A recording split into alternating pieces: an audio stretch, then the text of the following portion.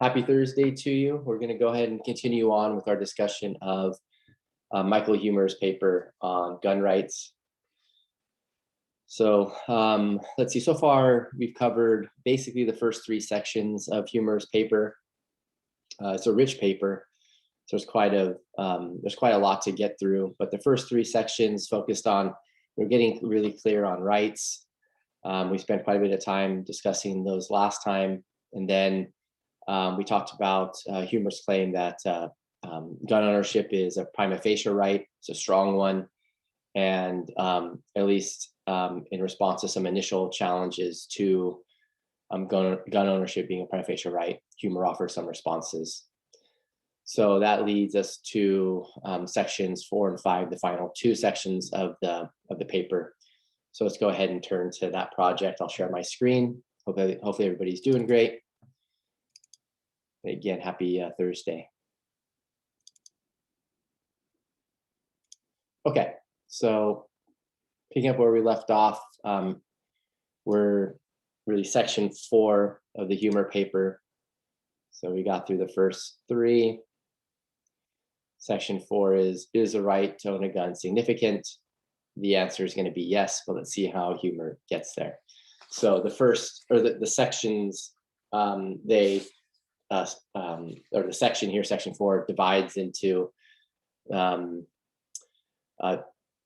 to account for the recreational value of gun ownership. And that's going to contribute to owning a gun being considered significant for Huemer. And then the right of self-defense will also be considered something that's significant that will contribute to the significance of the right to owning a firearm.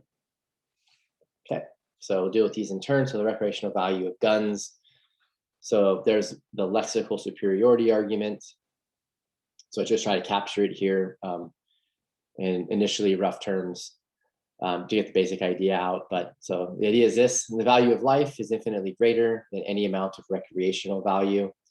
So even one premature death due to guns outweighs the recreational value of owning guns. Okay. So if we go to the Huemer, the way he sets it up here in section 4.1, first, this is the lexical superiority argument. I just following Huemer, I'm just giving it a label.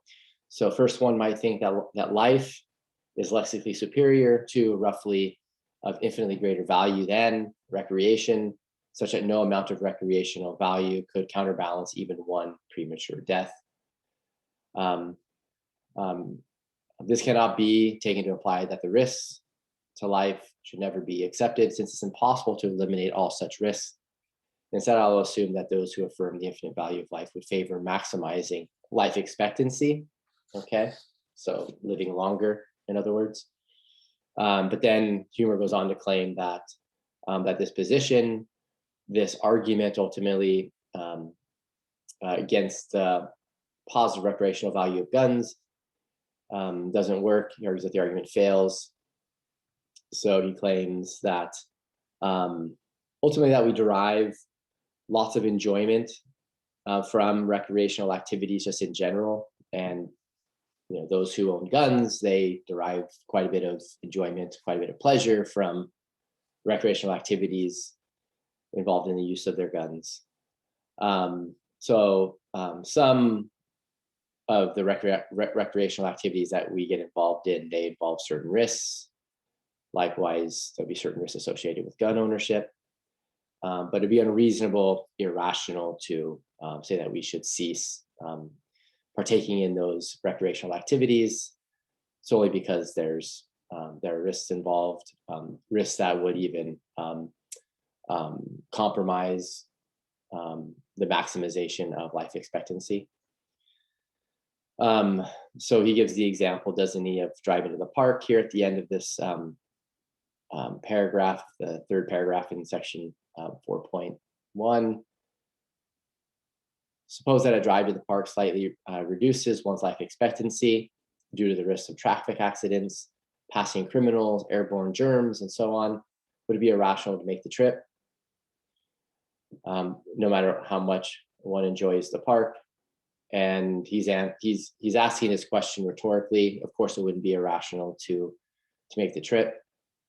So the enjoyment that one gets from going to the park and enjoying it recreationally is perfectly reasonable. It's not irrational, despite the fact that it would adversely affect the maximization of one's life expectancy.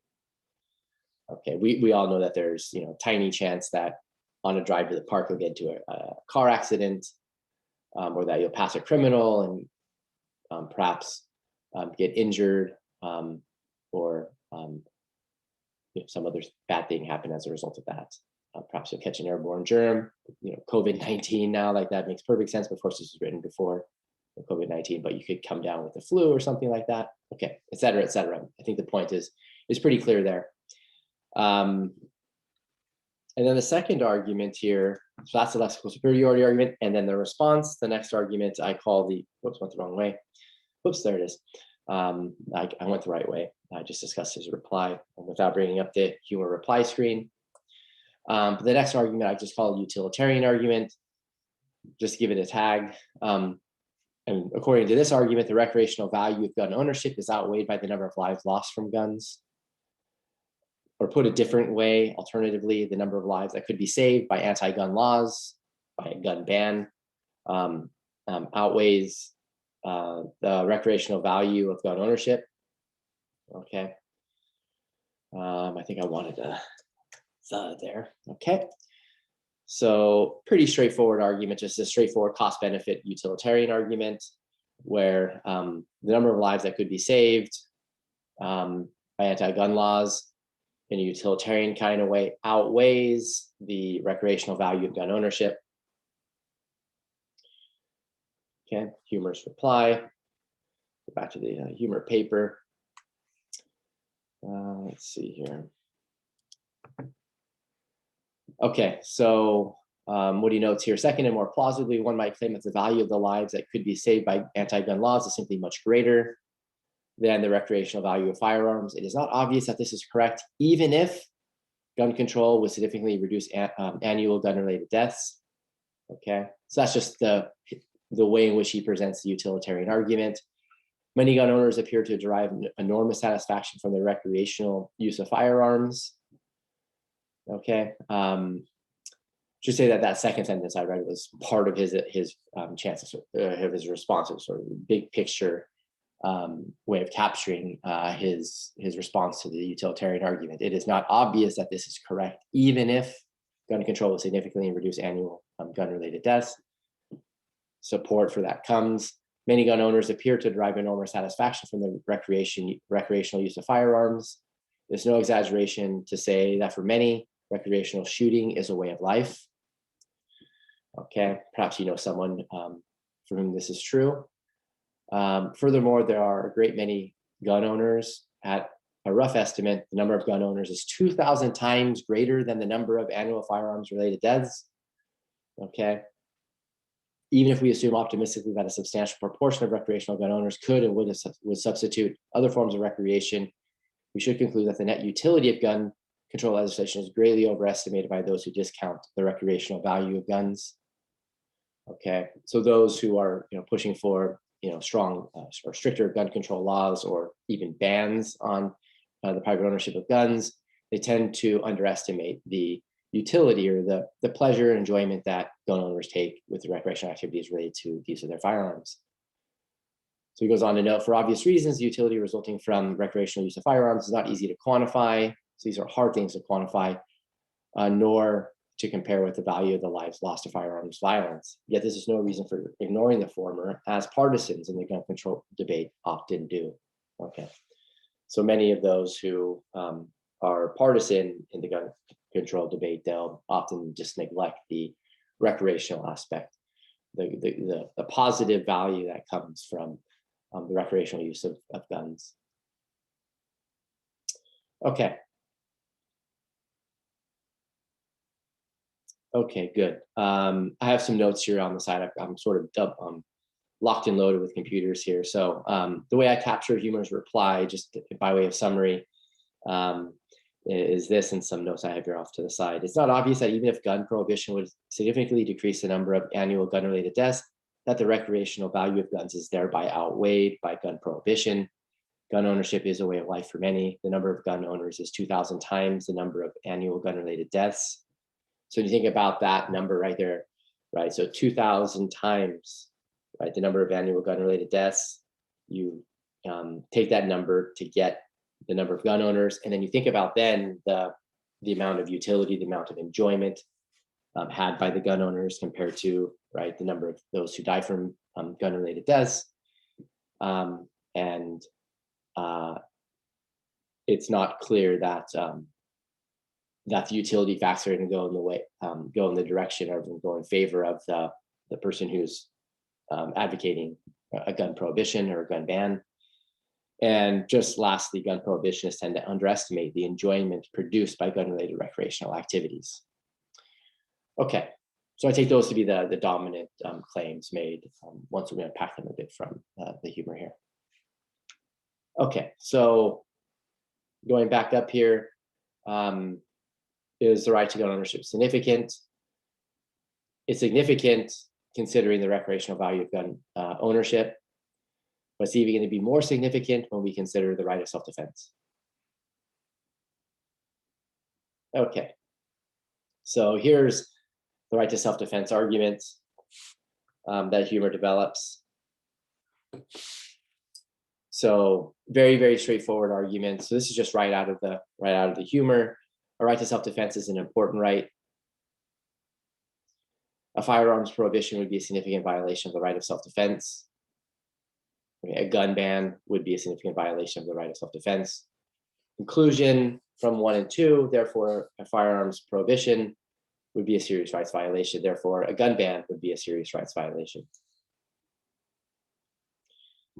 Okay, so as Huemer works out through his paper and notes at the end, he's dominantly been interested in responding to those who would put forth something like, gun abolitionism, or view according to which, right, the gun laws need to be so strong as to ban guns, okay, or at least by and large ban guns from private citizens.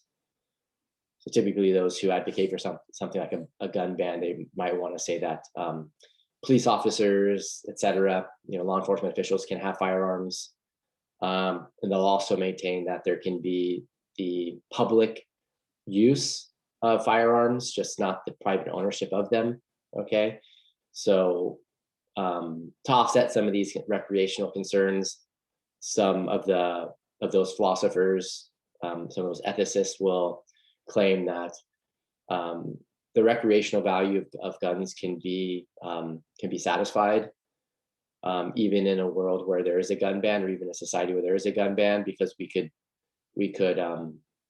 make guns in some way publicly available, and in order to have access to these guns, then various various constraints or conditions would have to be satisfied, but then people would still be able to go out and gain enjoyment from shooting guns, perhaps even hunting, depends on other factors there, but that's the basic idea. Okay,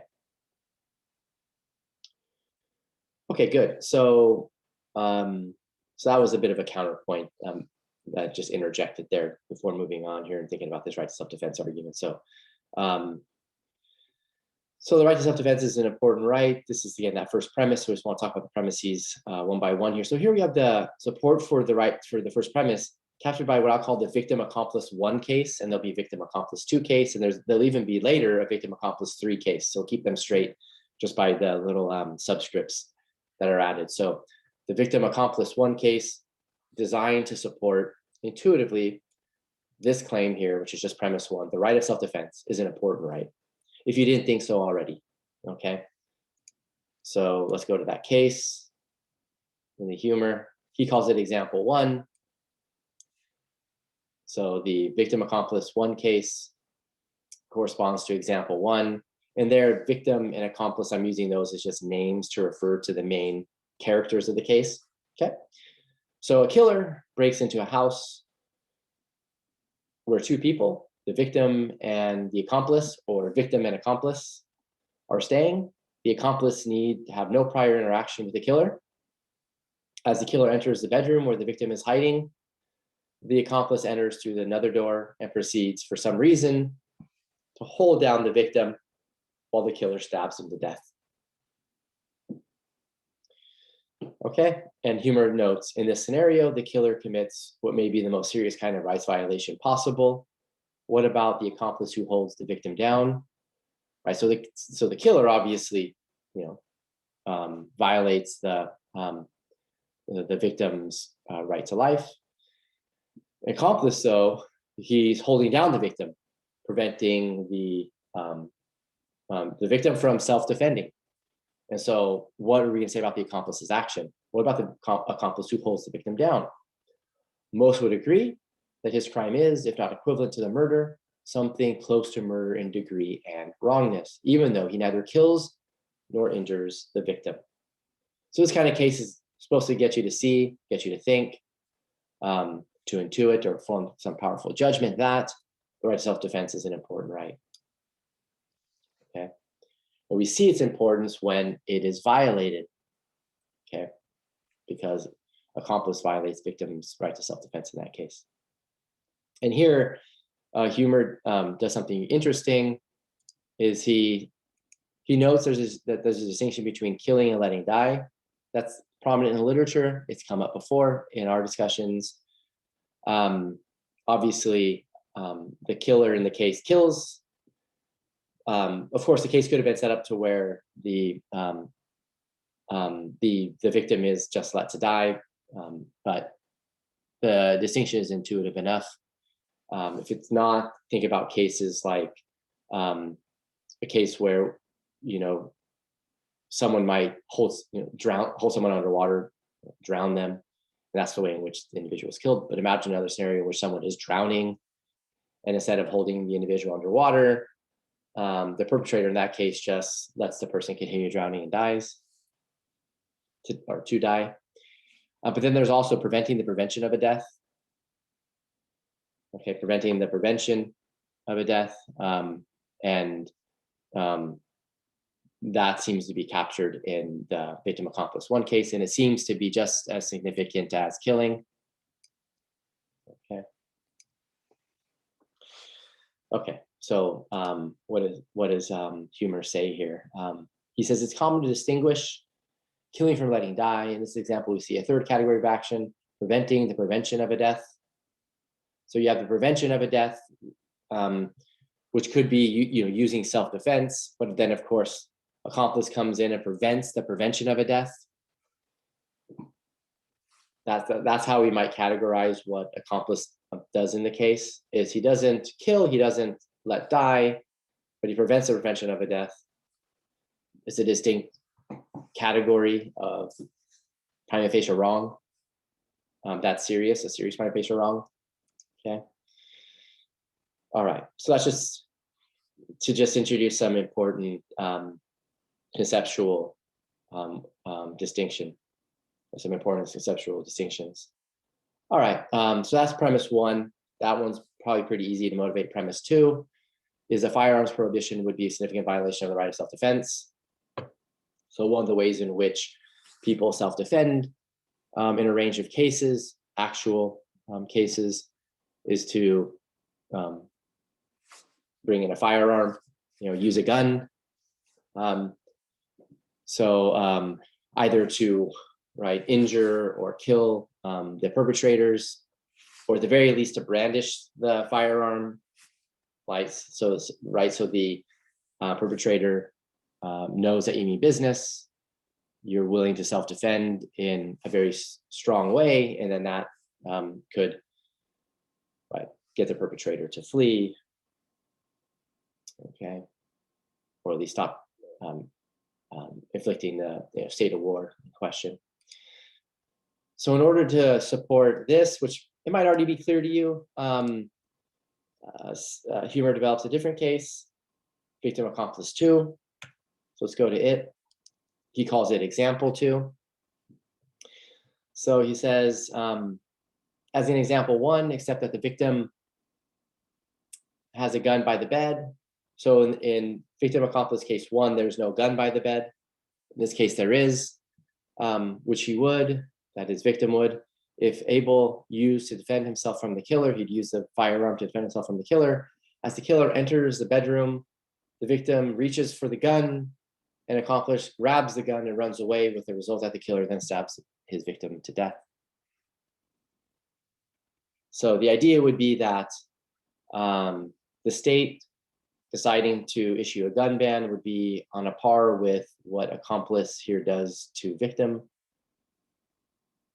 Okay, given that guns are sometimes used for the sake of self-defense, perhaps are the most effective means of self-defense in a range of cases where we have perpetrators who are threatening in serious ways, threatening victims in serious ways. So he goes on to say again, the accomplice's action in this case seems morally comparable to his action in example 1. So remember, in example 1, accomplice holds down the victim, preventing the prevention of a death. And then in this case, what accomplice does is runs away with the means of protection, preventing the prevention of a death again, it seems, by taking the gun away from the victim, thereby in effect assisting in the murder. That's why he's called accomplice after all. The arguments from the criteria for the seriousness of rights violations are the same. All right. So there we have it. Premise 1 and 2 defended.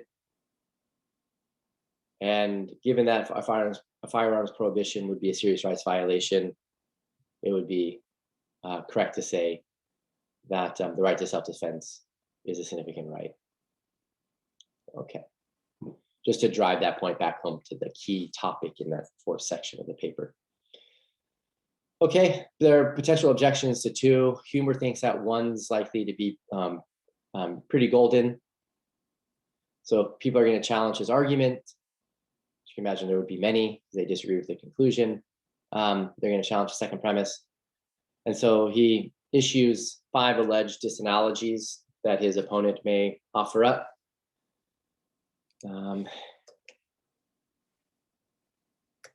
Okay. So I'll go through them quickly, and then we'll look at the Huemer passages.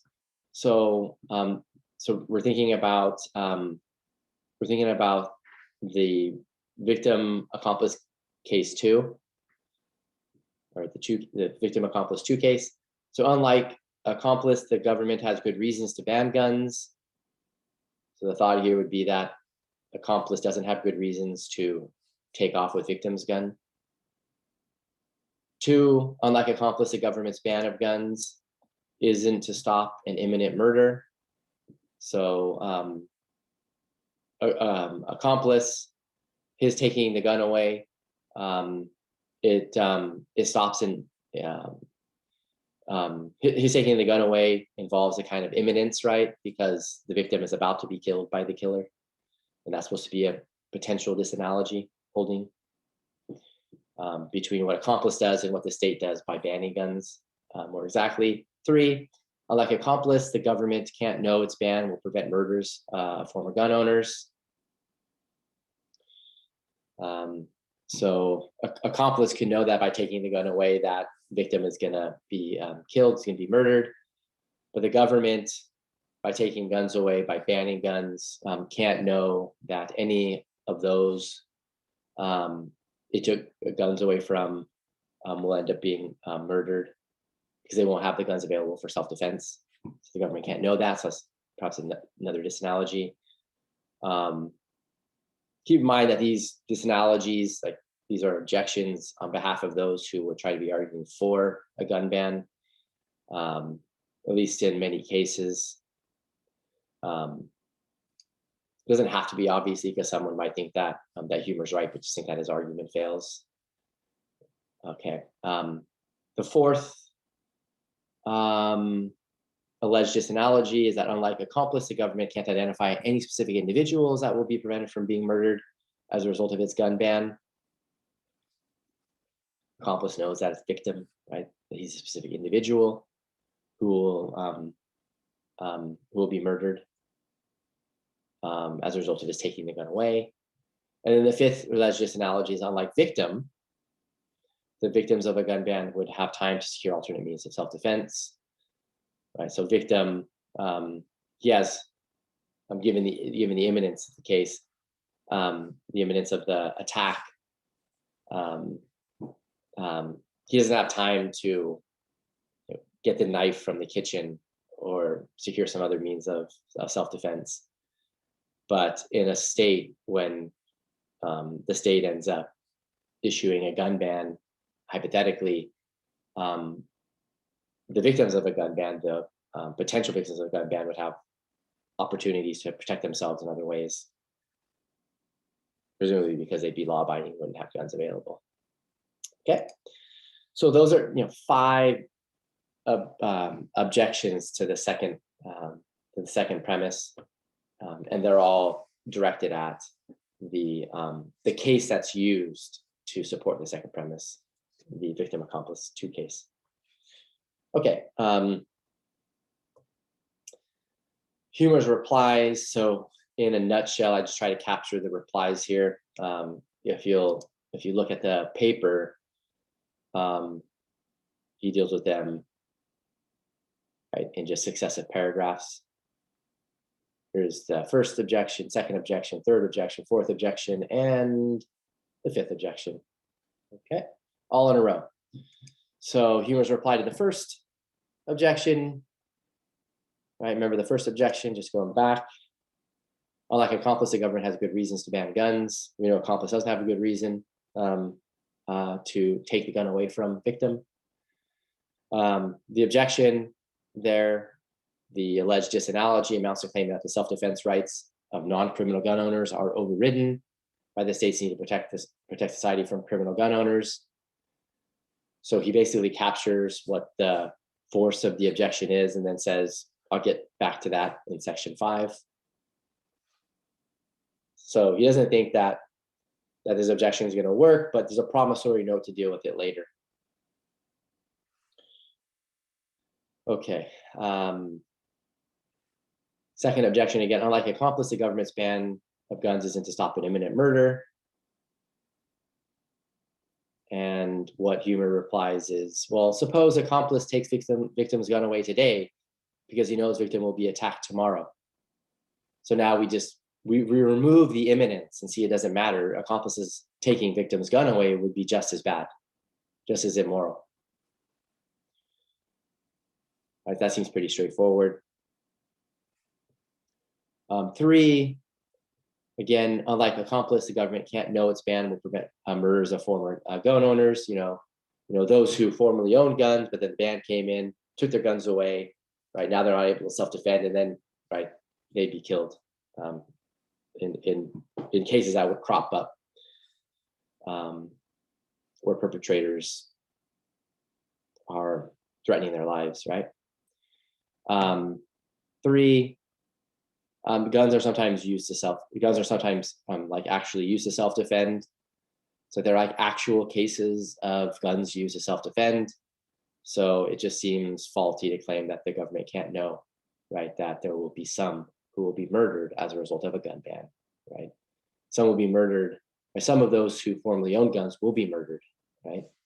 So that's my sort of like one sentence way of capturing Huemer's reply. And then the 4th alleged disanalogy, unlike accomplice, the government can't identify any specific individuals that will be prevented from being murdered as a result of its gun ban. In response to this, a little more complicated. So it's morally irrelevant that the state can't predict which specific individuals are going to be killed because of its gun ban. Why? Well, look at victim accomplice 3 case, or what Huemer calls example 3. Here's example 3. An accomplice ties up a family of 5 somewhere in the wilderness where he knows that wolves roam. Okay.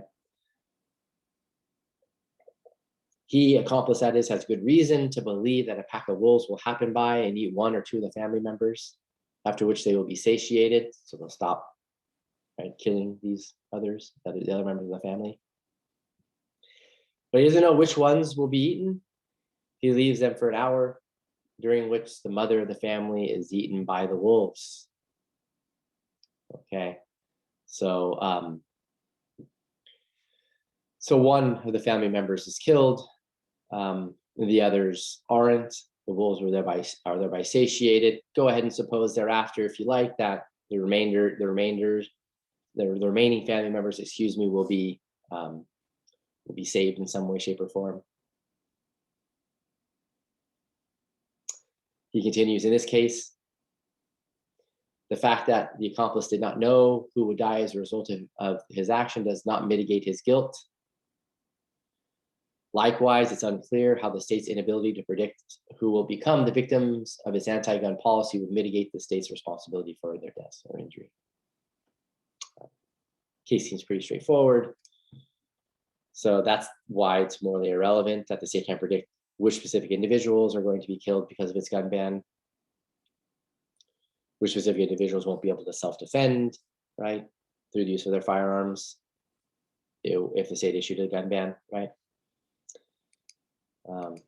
That's morally irrelevant. It's just enough that there would be some, right, who would be killed as a result of a gun ban.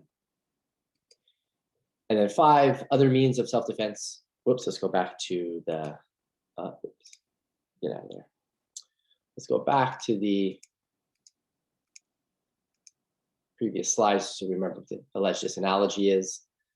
Unlike the victims of a gun ban would have time to secure alternate means of self-defense.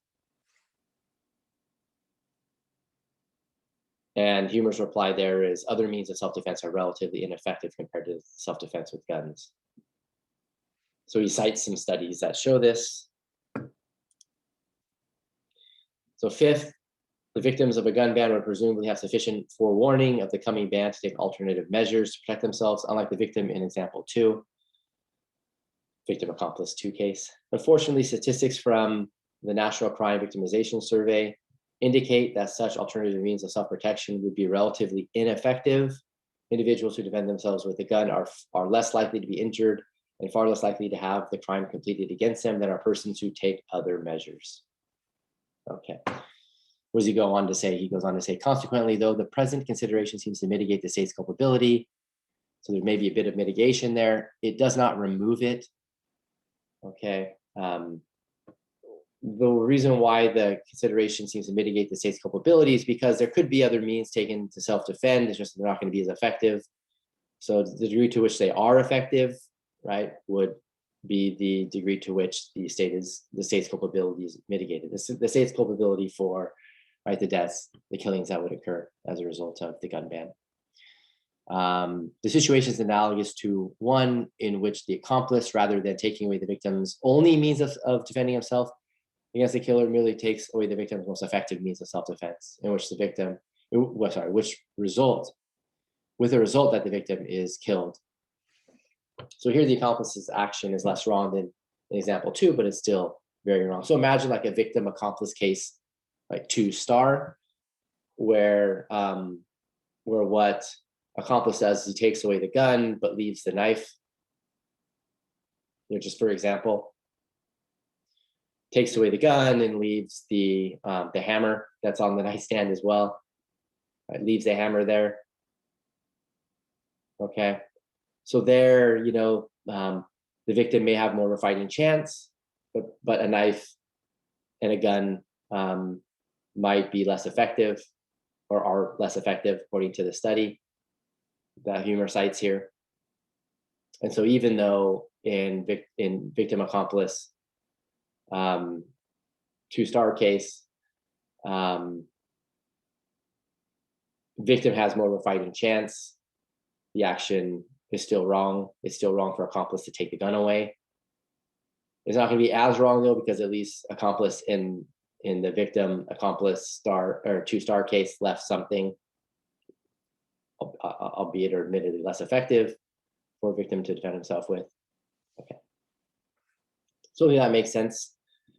Where we've captured Huemer's replies to these challenges. The second premise of his argument. So now we're ready to segue to the fifth section of the paper, are gun rights overridden? Okay. So remember, initially he established that gun rights were a strong prima facie right, and he dealt with some challenges, some perhaps initial challenges to the claim that gun rights are the gun right, or the right to own, the right to private gun ownership is a prima facie right. He dealt with some initial objections, but now he's gonna go into the issue and go into that topic a bit more. Okay, so after dealing with the initial challenges, he's gonna take on some new ones, some perhaps more heavy duty ones. So he's gonna ask 3 questions in this section. 1, how great are the harms of private gun ownership? How great are the benefits of private gun ownership? And then thirdly, lastly, what must the cost benefit analysis of private gun ownership be like for a ban of the latter to be justified? Okay, so these are the 3 key questions guiding the discussion of section 5 of Huemer's paper. Okay. So the way you can think about questions 1 and 2, those sort of set the terms of the cost benefit analysis. And then 3, the question is maybe a related question that we can think about in connection to 3 is, must the cost benefit analysis just be a straightforward, simple one, such that if the harms of private gun ownership outweigh the benefits of private gun ownership, then a gun ban is permissible, or some other claim true? And to anticipate Huemer's response, some other claim has got to be true, not just a simple cost benefit analysis claim, whereby the harms of private gun ownership outweigh the benefits in order to justify a ban of private gun ownership. Okay, so the case against guns. So we'll deal with that. First question: the harms of private gun ownership. So there's the famous 43-to-1 statistic that's out there. Maybe you've heard it in some other context. So this is section 5, section 5.1, 5.11, dealing with the 43-to-1 statistic. So one prominent argument claims that a gun kept in the home is 43 times more likely to be used in suicide, criminal homicide, or accidental death than it is to kill an intruder in self-defense. Right. So one of the dominant arguments, right, for private gun ownership is that, hey, beyond the recreational arguments, like having a gun in the home or having a gun is significant for protecting my home, protecting my family in my home, protecting myself in my home. Okay. But having a gun kept in the home makes it far more likely, 43-to-1 more likely, that the gun is going to be used for something involved in suicide, criminal homicide, or accidental death. So people are going to use guns to kill themselves, to kill others, and to accidentally, or they'll lead to accidental death, accidental killings. So he cites the passage from La Follette. Gosh, I didn't bring the book out here. La Follette recently published a book called Gun Control. I've just recently got the book, so I'm hoping to read it soon and incorporate it into the social ethics class. And I'm hoping that he responds to the Huemer challenge here. If you don't know Hugh La Follette, he's a applied ethicist. He's done a lot of work in applied ethics generally, recently gun control, but he's famous for arguing that that there's a sense in which we should have a licensing parenting program in place as a response to the staggering numbers associated with child abuse in our country. Okay, I'll set that aside now. Just wanted to say a couple things about La Follette there. And I usually teach some La Follette in social ethics. This term I moved away from it. So for every case where someone in a gun-owning household uses a gun to successfully stop a life-threatening attack, this is passed by La Follette, nearly 43 people in similar households will die from a gunshot, will die from a gunshot that results in suicide, criminal homicide, or accidental death.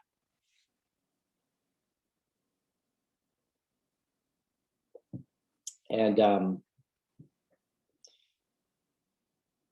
long story short is Huemer thinks that that the use and that La Follette's use of the use of this statistic is misleading at best, perhaps. So the problem with La Follette's characterization, which evinces the statistics' tendency to mislead, is that Kellerman and Ray, those who ran the study, establishing the 43-to-1 ratio, made no estimate of the frequency with which guns are used to stop attacks, life-threatening or otherwise. They only considered cases in which someone was killed.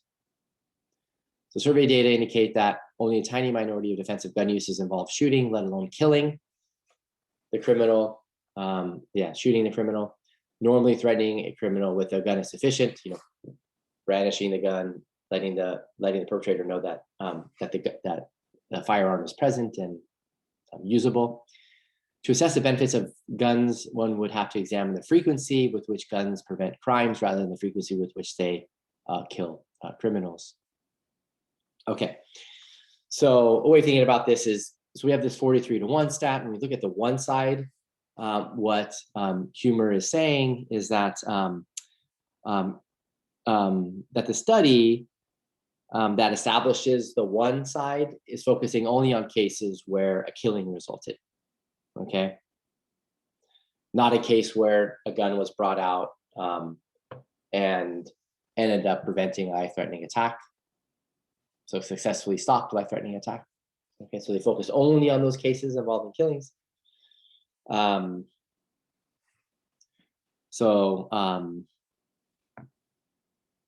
an issue. And then he notes here that survey data indicate that only a tiny minority of offensive gun uses involve shooting in the first place. So these cases are already really rare. So the 43-to-1 ratio here that Kellerman and Ray found, and that's used by La Follette and others in literature, right? It's very misleading because on the side of the one, well, those cases are already extremely rare.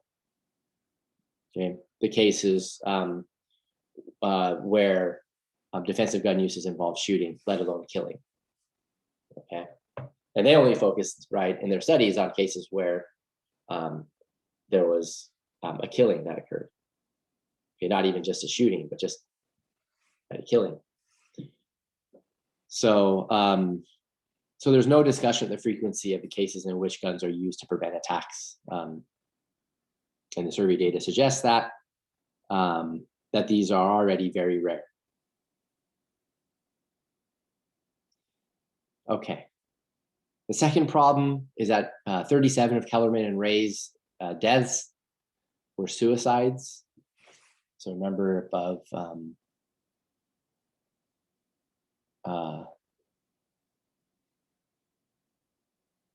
so we have these 43, we have the 43-to-1 ratio. So for every successful prevention of a life-threatening attack, you're gonna have 43 deaths, and those deaths could be suicides, criminal homicides, or accidental deaths. When we think about the side of the 43, the vast majority of them are suicides. Okay, and so now there's the question that needs to be asked: did private gun ownership contribute to successful suicides? Or would those who were going to commit suicide, would they have used other means anyways to have done so? And that would obviously require some extensive studying and thinking. It can't just be stipulated that the gun ownership is what so led to the suicides, because perhaps if the guns weren't there, then maybe some other method would have been used.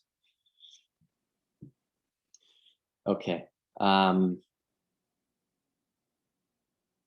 Right, and the last point here is just that Kellerman and Ray only counted as self-defense cases that were so labeled by the police and the prosecutor's office.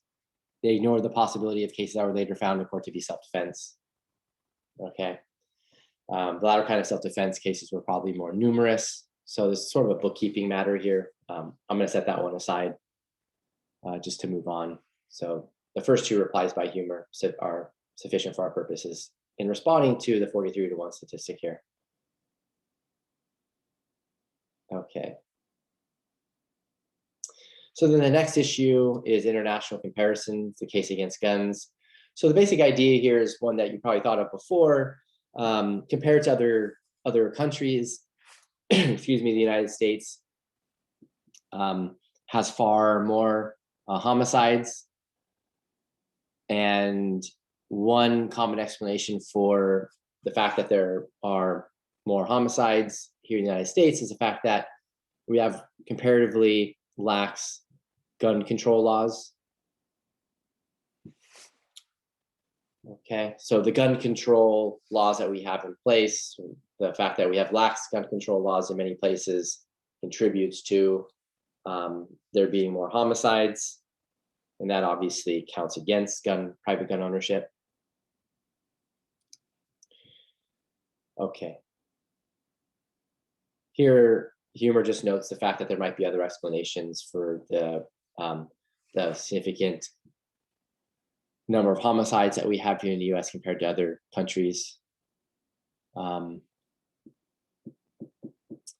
the bigger point really is that the Huemer notes that in the counties where we have the stricter gun laws, we have more problems with homicide.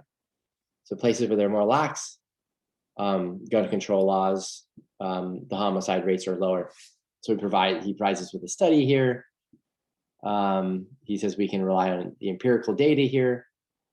Okay, by examining the data within the United States across jurisdiction with varying gun laws and gun ownership rates, and over time periods with changing gun laws and gun ownership rates, this would effectively control for the cultural factors allegedly affecting the murder rate. When we do this, we find that one, jurisdictions with stricter gun laws tend to have higher crime rates. So I guess it's higher crime rates more generally. And two, shifts to more permissive gun laws tend to be followed by drops in crime rates. And three, areas with higher gun ownership rates have lower crime rates.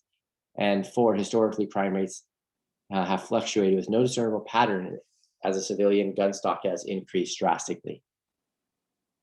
Doesn't claim that this is a proof in his next paragraph that gun laws increase crime rate or that civilian gun ownership fails to do so. Nor do I deny that there's any evidence on the gun control advocate side. What I'm claiming at this point is that the evidence presented by gun control advocates fails to make a very convincing case for the net harmfulness of private gun ownership. The causal comparisons between countries, discussed here typically use only a handful of data points, exclude many countries from the consideration, and make no attempt to control statistically for any other factors that might affect crime rates. In contrast, far more rigorous studies are available to the other side, as we shall see presently. Okay, thus at a minimum, one cannot claim justified belief that gun prohibition would be overall beneficial. Okay, as some may want to do because of the lives that would be saved, or the injuries that would go down, result of gun violence, more generally.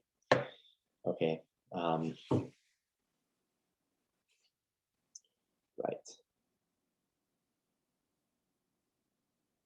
Just want to make sure I said something correctly here. Okay, no, I think I did. Okay, right.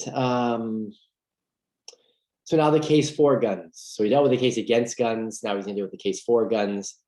So it's likely that private gun ownership on balance saves lives given the frequency of defensive uses of guns.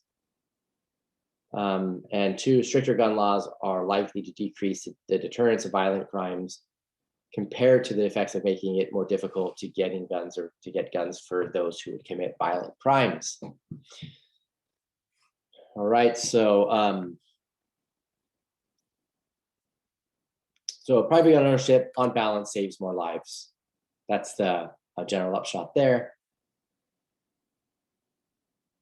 He provides data to support this. 15 surveys, excluding the one discussed in the following paragraph, have been conducted since 1976, yielding estimates between 760,000 and 3.6 million defensive gun uses per year, the average estimate being 1.8 million. Probably among the more reliable is Kleck and Gertz's 1993 national survey, which obtained an estimate of 2.5 million annual defensive gun uses, excluding military and police uses, and excluding uses against criminals. Gun users in 400,000 of these cases believe that the gun certainly or almost certainly saved a life. And he wants to check for the fact that these self-reports might be misleading. While survey respondents almost certainly overestimated their danger, even if 1/10 of them were correct, the number of lives saved by guns each year would exceed the number of gun homicides, right? And gun homicides and suicides. Okay. Because you bring this down to 1/10, it'd be 40,000, right? Lives saved. And think about that compared with the number of annual homicides, being right around 40,000 or less than 40,000 anyway. Huemer's papers it'd be early 2000s, so the numbers may fluctuate and be a bit different, but I think the point is made. And that's quite an admission to make here, or quite a concession to make here.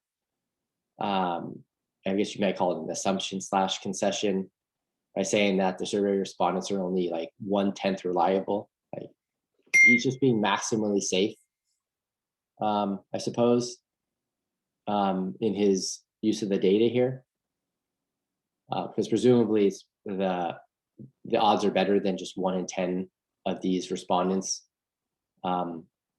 are self-reporting accurately. Okay.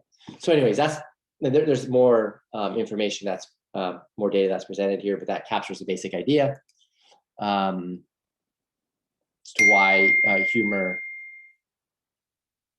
thinks that it's likely that private gun ownership on balance will save more lives, okay, than a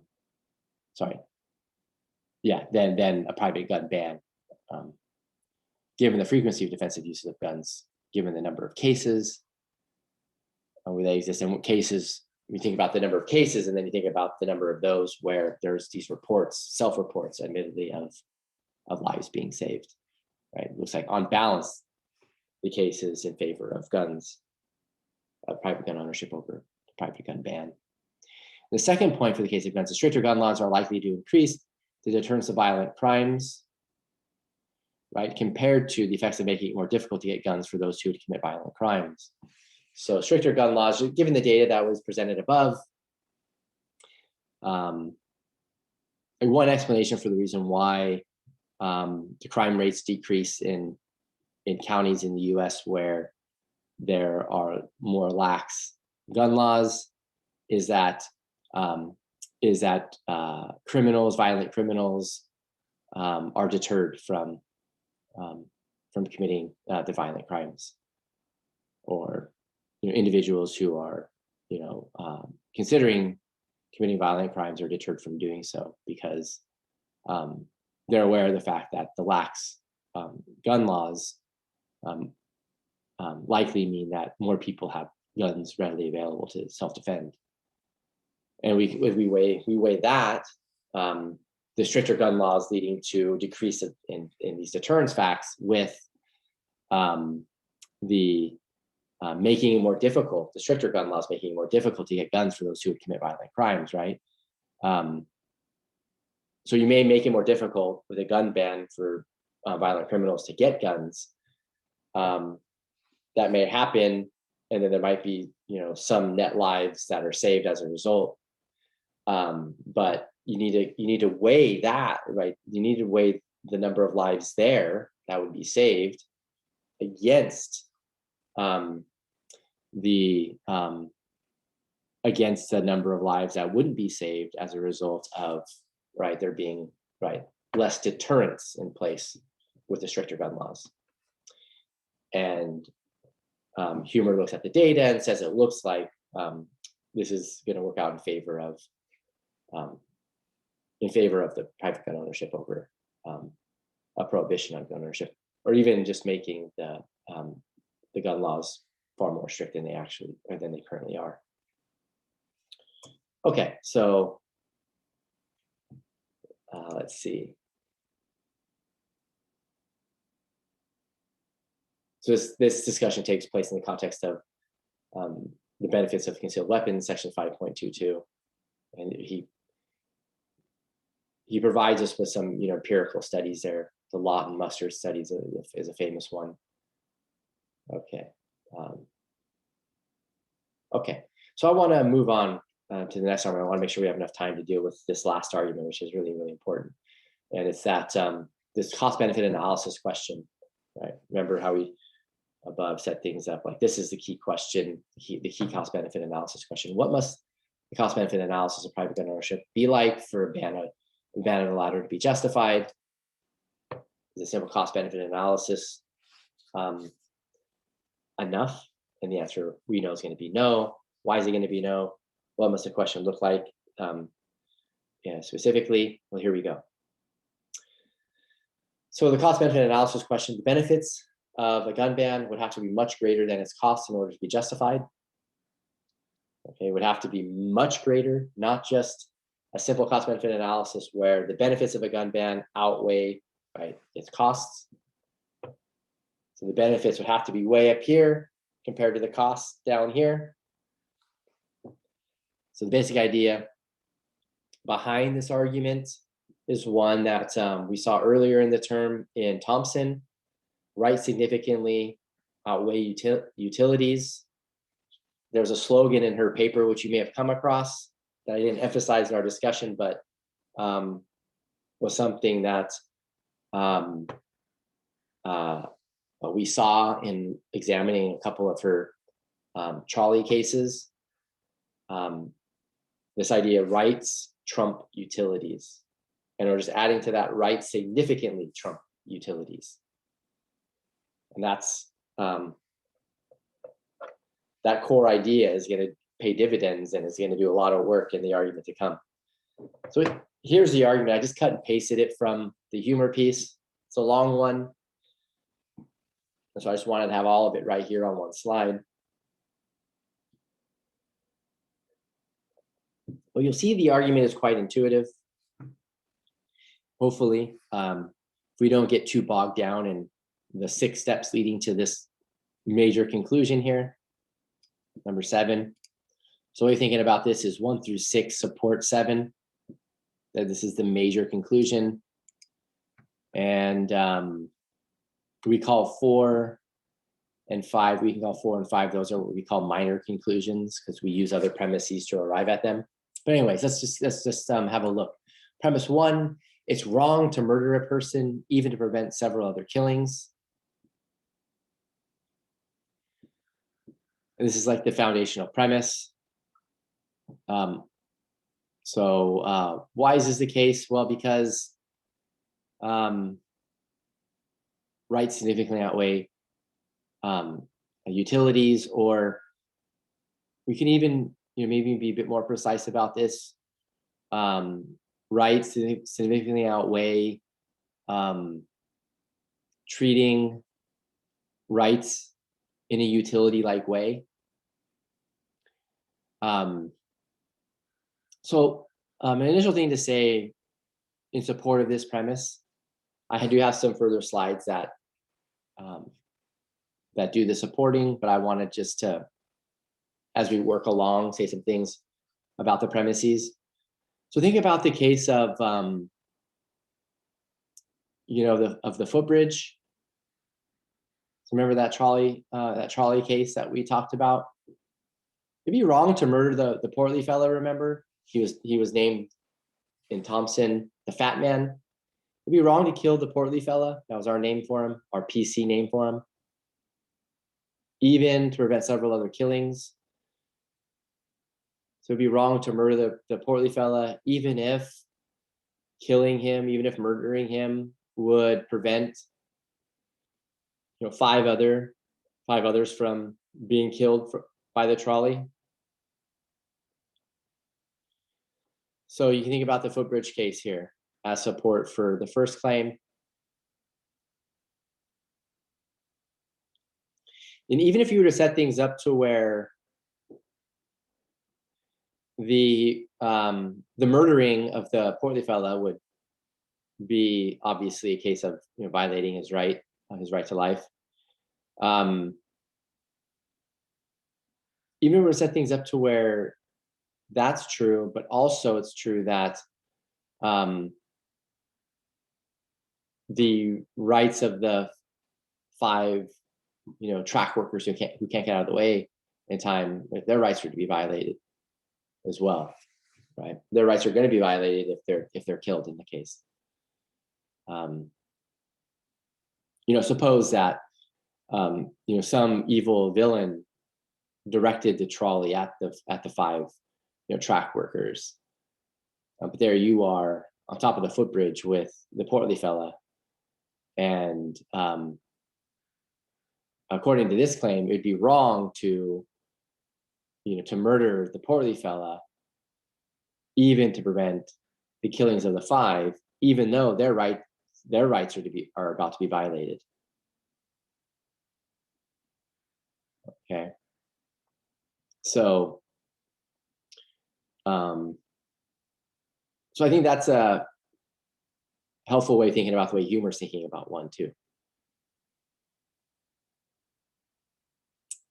Number 2, and that premise just does a lot of work for Huemer, as you're going to see. So 2, a violation of a person or group's right of self-defense, predictably resulting in the death of one of the victims, is morally comparable to murder. So it might be easy to just think about an individual here, but what would apply to an individual seem to also apply to a group. But to think about an individual is the easy case. Again, a violation of a person's right of self-defense, predictably resulting in the death of one of his victims, is morally comparable to murder. Here, just think about accomplice and what accomplice does to victim. Okay, in the victim accomplice case 1, right? So you can think about another case to have some initial support for 2. But now you could just imagine, that you have an accomplice or set of accomplices who hold down an entire group of people, preventing them from self-defense, violating their right to self-defense in similar kind of case. So that's where we could move straightforwardly from person to group without any problem, morally speaking, logically speaking. And then 3, if it's wrong to commit murder to prevent several killings, then it is wrong to commit a rights violation comparable to murder to prevent several killings. Okay. So if it's wrong to kill the portly fella to prevent several killings in that case, then it's wrong to commit a rights violation of someone's right to self-defense, which would be comparable to murder, to prevent several killings, right, as well. Okay. So if a violation of right to self-defense is comparable to murder, supposing Huemer's right about that, then that rights violation is still wrong, right? Even if that rights violation is comparable to murder to prevent several killings, right?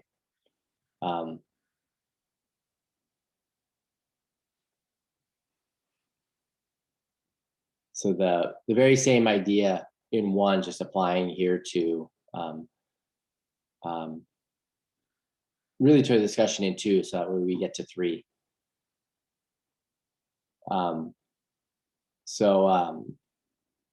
Suppose for whatever reason that when accomplice holds down victim, right, violating, victim's right to life, and what he does is comparable to murder.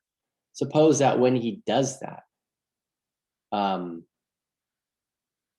suppose that when he does that, uh, there are 5 people who have their lives on the line, just like in, thinking about the footbridge case. Okay. So suppose that if whatever for whatever reason, when accomplice holds down victim, his doing so would in some way end up saving 5 people's lives. Maybe, we just to round things out and provide some detail here. Victim were to do something that that led, unbeknownst to him, to 5 people being killed. So maybe accomplice. Yeah, here's a plausible or a logically viable way of thinking about it is, if accomplice doesn't hold down victim, allowing the murderer to kill him, then some evil villain is going to kill 5 people, and accomplice was given a kind of ultimatum or something like that.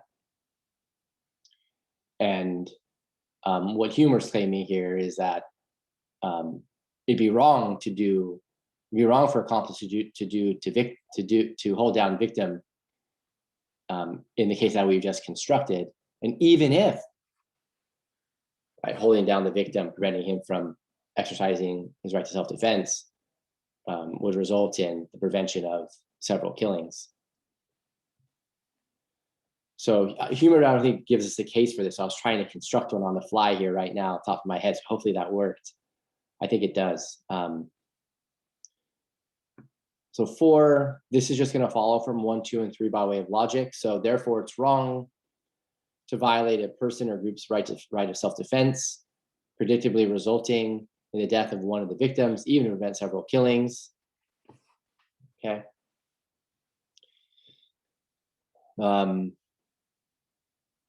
So yeah, I think the way of thinking about it is 1 and 2 get us to 3, or at least help us get to 3. But then 1 and 2 satisfy the if part in 3, so we're able to drop down the then part, and that's where we get 4 from. So therefore, it's wrong to violate a person or group's right of self-defense, particularly resulting in the death of one of its victims, even to prevent several killings.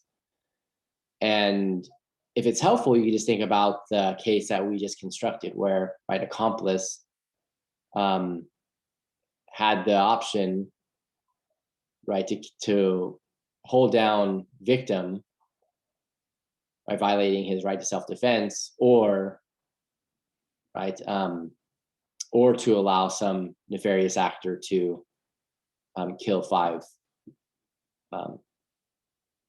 others. Still be wrong for accomplice to do what he does. 5, therefore, it's wrong to violate a group of people's right of self-defense, predictably resulting in the deaths of many of the victims, even to prevent several times as many killings. This is supposed to drop out of thinking about 4. Okay. Right. So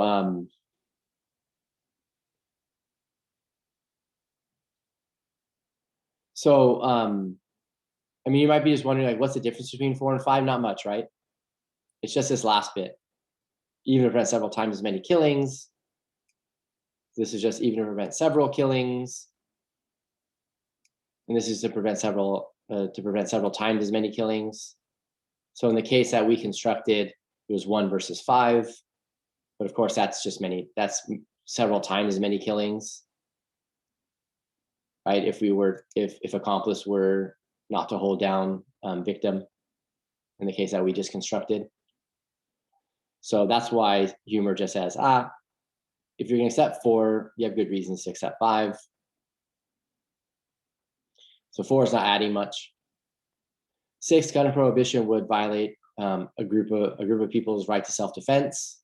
So this is, remember that victim accomplice cases, they're supposed to be analogous to a state banning firearms, and then obviously the connection between having firearms and being able to self-defend against violent crimes is significant here. So gun prohibition would violate a group of people's right of self-defense, predictably resulting in the deaths of many of the victims.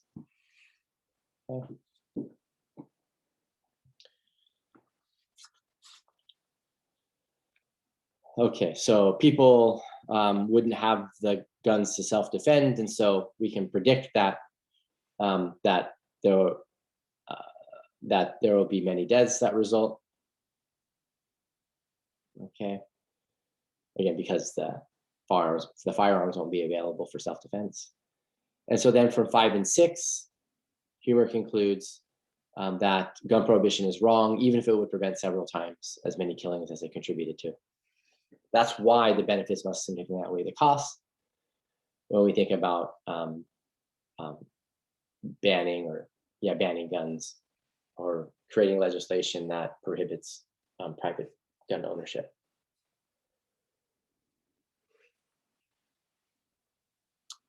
So the nature of the cost benefit analysis has been established. And so the benefits of a gun ban must many times over outweigh the costs. Okay. And you might think this just drops out of a kind of a straightforward assumption that some anti-consequentialist ethical view is correct and the utilitarian view isn't, because the utilitarian view is largely, or at least most consequentialist views are going to largely just be based on a simple cost benefit analysis, right? On balance, what produces the most benefit? Gun prohibition, or having laws that allow for private gun ownership, right? You just figure out which is most beneficial and you go from there. And Huemer saying that's false. Okay, and that's doing a lot of work for him, the argument. So we'll go through the premises together here. Again, just so we're clear, the initial discussion of it, I think, is a bit complicated just because you're seeing the argument pass for the first time. Going through each of the premises again, maybe a bit more carefully. There's a bit of a time crunch here we've got, but let's see how much we can get through here. Might be helpful. So premise 1, it's wrong to murder a person, even if it prevents several other killings. And here Huemer gives us the case of the judge. I gave initially the case of the footbridge, didn't I? But he gives us the case of the judge. Example 4, he calls it. It's a well-known case in the literature as a challenge to consequentialist ethics, a support for some kind of deontological, or the very least non-consequentialist view. You're a judge in a legal system in which judges render verdicts of guilt or innocence. You have a defendant on trial for a crime that has caused considerable public outrage. Okay, so you have a defendant that's on trial. There's been some crime that occurred that's caused quite a bit of public outrage. Is the defendant connected to the crime? No, the defendant's innocent. During the course of the trial, it becomes clear to you that the defendant is innocent. However, the public overwhelmingly believes him guilty. So he's kind of like a scapegoat figure. As a result, you believe that if the defendant is acquitted, there will be riots during which several people will be unjustly killed and many others injured. Assume that the crime in question carries a mandatory death sentence. Should you convict the defendant? And the answer is obviously no, you shouldn't, right? Justice counts strongly against convicting the defendant. The defendant is innocent. There's one life. He'd get the death penalty if he's convicted. So it's one life versus the many lives that would be taken or that would be killed. Given riots break out if the defendant isn't convicted, right? So it's wrong to murder a person, even to prevent several other killings. Rights trump utilities. significantly trump utilities. Premise 2, a violation of a person or group's right of self-defense, predictably resulting in the death of one of the victims, is morally comparable to murder.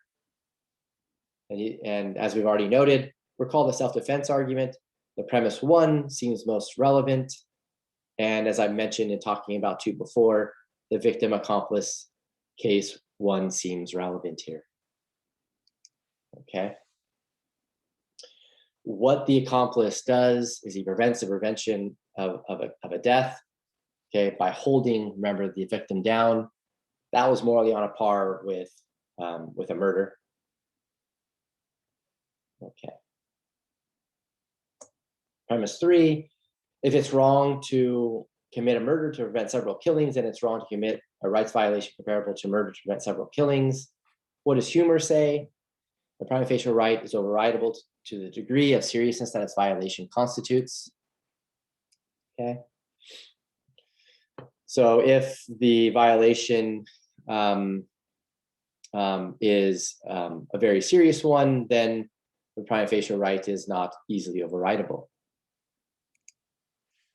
So again, if it's wrong to commit a murder to prevent several killings, right, as we've seen in the Judge case, the Poorly Fella case, then by implication, it's wrong to commit a rights violation comparable to murder to prevent several killings.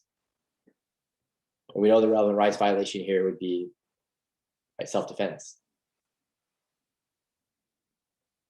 Okay, 4, no support for this. Huemer doesn't support this in his paper either. Why? Because it just follows, he thinks, from 1 through 3. Therefore, it's wrong to violate it. So just if you want to know what support for 4 is, just look at premises 1 through 3. Therefore, it's wrong to violate a person or group's right of self-defense, predictably resulting in the death of one of the victims, even to prevent several killings. Okay. So, right, the right of self-defense is just a very significant right. Okay, and so it's wrong to violate that right, even if doing so would prevent several killings. And if it's helpful, you can just think about the case that we constructed together, or the case where accomplice, right, can either hold down victim, allowing the murder to happen, or allow some nefarious, murderer to kill 5. Premise 5, therefore, it's wrong to violate a group of people's right of self-defense, predictably resulting in the deaths of many of the victims, even to prevent several many killings, and even to prevent several times as many killings. Huemer just notes this is a reasonable inference from 4. The main difference being this bit, right? Even to prevent several times as many killings. The 4 was even to prevent even to prevent several killings. Here, several times as many killings. But of course, if you just consider the case where it's 1 versus 5, obviously 5 killings is many times more that of the 1 killing. So that's involved in this reasonable inference for 4. And then 6, gun prohibition would violate a group of people's right of self-defense, predictably resulting in the deaths of many of the victims. Recall the arguments involved in the case for guns, right? Oh, went too far. So here we have to take these data points seriously. It's likely that private gun ownership on balance saves lives, given the frequency of defensive uses of guns. And 2, stricter gun laws are likely to decrease the deterrence of violent crimes, which will lead to more violent crimes, will lead to more deaths as a result of the violent crimes, compared to the effects of making it more difficult to get guns for those who would commit violent crimes. So even if there'd be fewer as a result of the effects of making it more difficult to get guns from those who would commit violent crimes, or you still have to weigh that against the more deaths that would occur as a result of the decrease in deterrence. Okay. So again, gun prohibition would violate a group of people's rights, self-defense, or right to self-defense, predictably resulting in the deaths of many of the victims. Okay. Okay. Make sure if that's all I want to say about 6. Right. Yeah. Right. Also, just think about the data points about how people report that in a wide range of cases that guns were needed to self-defend, and that in many of those cases they said that, look, the guns, the use of the guns in the situations prevented killings from happening, prevented deaths from occurring. And remember, if those data points, if those claims are even close to right, then it looks like more lives would be saved than the number of people who die from gun-related violence. Okay, and then the conclusion. Therefore, gun prohibition is wrong, even if it would prevent several times as many killings as it contributed to.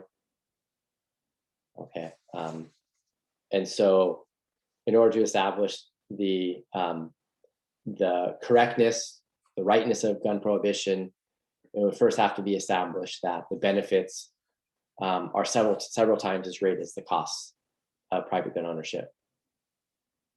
Okay, I'll go ahead and stop there. Gone a little bit over, but have a great weekend. If you have any questions or comments after I'm done recording, feel free to ask me. If not, then be safe, and I'll see you next week. Take care. Bye-bye, everybody.